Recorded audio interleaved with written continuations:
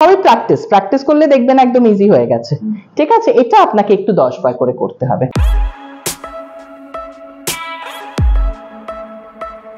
High, আমি doctor Tahmina, আপনার physio fitness and rehab expert. আর আজকে আমাদের সাথে আছেন মিসেস ঘোষ।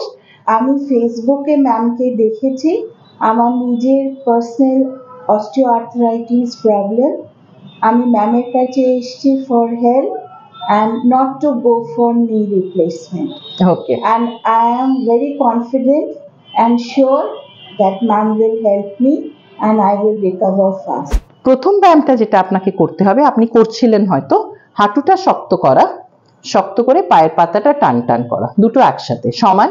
হাঁটুটা এখানে টাইট থাকবে, আপনাকে ফিল করতে হবে যে হাঁটুটা টাইট আছে, আর তার সাথে সাথে পায়ের পাতাটা টান টান করে 10 সেকেন্ডস হোল্ড করতে হবে, তারপরে আস্তে আস্তে রিল্যাক্স। এইভাবে আপনাকে 10 বার এটা রিপিট করতে হবে।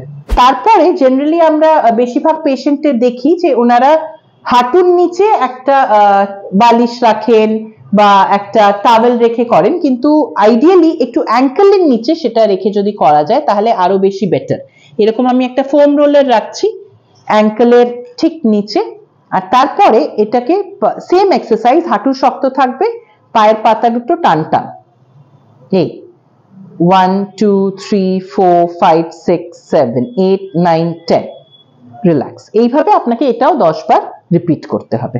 এবারে হচ্ছে আপনাকে আস্তে করে পাটা হালকা তুলতে হলো, হালকা যতটা লো আপনি হোল্ড করতে পারেন, এই একদম হালকা, মেবি 20-30 ডিগ্রিজ।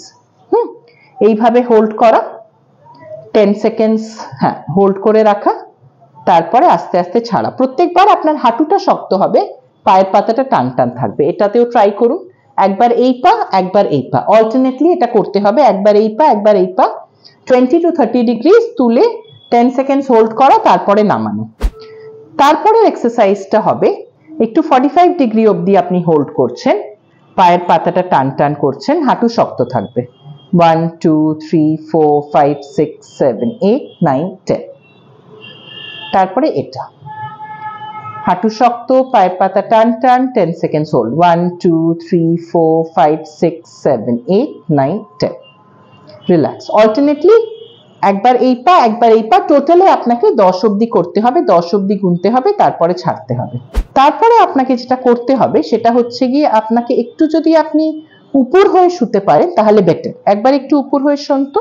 উপর হয়ে শুয়ে যদি আমরা হাঁটুটাকে একটু ভাঁজ করতে পারি, এই টুয়ার্ডস দ্য হিপ, একটা টান পড়ছে সামনের দিকে, থাইয়ে এটাতে একটু টান পড়বে, একটা কোমরেও একটা চাপ লাগতে পারে, কিন্তু এটা যদি কেউ করিয়ে দেয় তাহলে খুব ভালো। আর যদি কেউ না থাকে তাহলে অন্য পাটা দিয়ে এটাকে একটু পুশ করা, এই 1 2 3 4 5 6 7 8 9 10 রিল্যাক্স। তারপরে আবার একবার এইটা, তারপরে আবার এই পা দিয়েও সেম, এই 1 2 3 4 5 6 7 8 9 10 রিল্যাক্স। এবারে আপনি একটু সোজা হয়ে যান, এটা একটু, হ্যাঁ হাঁটু ভাঁজ, এটা হাঁটুটা এখানে ধরে নিন, দিয়ে এবারে দেখুন তো আপনি সোজা করতে পারছেন কিনা, টান লাগছে কি পায়ে, একটা টান হয়তো লাগতে পারে, তাহলে এই ব্যায়ামটাও একটু করতে হবে।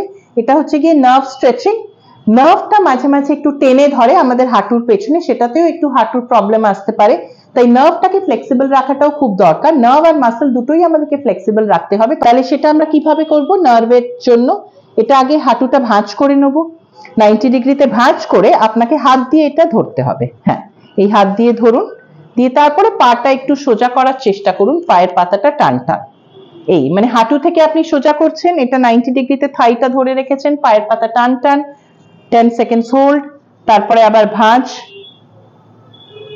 আবার সোজা, এটা ছাড়া চলবে না, মানে ভাঁজ করে আবার তুলে নিতে হবে, তুলে নিয়ে পায়ের পাতাটা টান টান, 10 সেকেন্ডস হোল্ড, আবার ভাঁজ,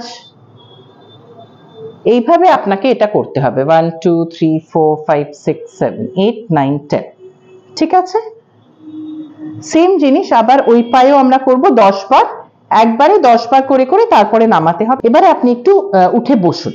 আচ্ছা, এইভাবে বসে আপনাকে একটা করে পা তোলা, হ্যাঁ হাতের সাপোর্ট নেওয়া চলবে না, আপনাকে হাতটা এইভাবে মুড়ে নিতে হবে, হ্যাঁ যাতে পুরো প্রেসারটা আপনার হাঁটুতে আসে, পায়ের পাতাটা এইভাবে টান টান, 10 সেকেন্ডস হোল্ড, 1 2 3 4 5 6 7 8 9 10, রিল্যাক্স। আবার ওই পাটা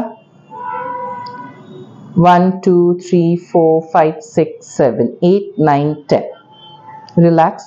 তারপরে একটা লাস্ট এক্সারসাইজ যদি এটা আপনি করতে পারেন, এরম একটা কুশন বা ফোম রোলার বা ছোট একটা বল কিছু একটা এই দুটো হাঁটুর মাঝখানে রাখতে হবে চেপে, ঠিক আছে? দুটো, হ্যাঁ, এরকম ভাবে ধরলেন। এবারে আপনি দুটো পা একসাথে তুলুন, দেখুন পারছেন কিনা। Very good. এটা যখন আপনি করছেন চেষ্টা করুন এই দুটো থাইটাকে এটার উপরে প্রেস করা, হাঁটু শক্ত থাকবে, পায়ের পাতা দুটো টান টান, 10 সেকেন্ডস হোল্ড, তারপরে নামা। সবই প্র্যাকটিস করলে দেখবেন একদম ইজি হয়ে গেছে, ঠিক আছে? এটা আপনাকে একটু 10 বার করে করতে হবে। কুশন রাখলে? হ্যাঁ, কুশন রাখলেও হবে। এটা একটু মানে টাফ, কিন্তু কুশন, হ্যাঁ হ্যাঁ, একটু কুশন রাখবেন। কুশনটা রেখে দুটো হাঁটু ভাঁজ করে মানে এইভাবে প্রেস করে কুশনের এগেইনস্টে পায়ের পাতাটা টান টান করা, 10 সেকেন্ডস হোল্ড করা, তারপরে নামানো। এই কটা এক্সারসাইজ যদি আপনি রেগুলারলি করেন ডেফিনেটলি আপনি কিন্তু টোটাল নি রিপ্লেসমেন্টটাকে ইজিলি অ্যাভয়েড করতে পারবেন। আপনাদেরও যদি এরকম হাঁটুর সমস্যা, ডাক্তার বলেছে নি রিপ্লেসমেন্ট করতে, কিন্তু নি রিপ্লেসমেন্টে যাওয়ার আগে ডেফিনেটলি আপনাকে একটা এক্সারসাইজ রেজিমের মধ্যে থাকতে হবে। সেটা করে দেখবেন আপনার ব্যথা হয়তো এমনিই সেরে গেছে, আপনার হয়তো নি রিপ্লেসমেন্ট লাগবেই না। সেটার জন্য আপনাকে কোয়ালিফাইড ফিজিওর কাছে যেতে হবে। আপনারা চাইলে দ্য কিউ ফিজিওতেও আসতে পারেন, আমরা হেল্প করি ব্যথাটা একটু কমাতে। আমরা অনেক কথা মানে ট্রিটমেন্ট করি, ট্রিটমেন্ট করে ব্যথাটা আগে আমরা কমাই, তারপরে এক্সারসাইজ করে মাসেল ইমব্যালেন্স, একটা ইনফ্লেক্সিবিলিটি যেটা থাকে, মাসেল স্ট্রেংথে একটু প্রবলেম থাকে, যেটার জন্য নিটা ঠিক মতো বেন্ড হয় না, হাঁটা চলাতে অসুবিধে হয়, সেগুলো কিন্তু অনেকটাই কমে যায়। আর কখনোই আমরা নি রিপ্লেসমেন্টের জন্য সাজেস্ট করি না, আর পেশেন্টদের লাগেও না।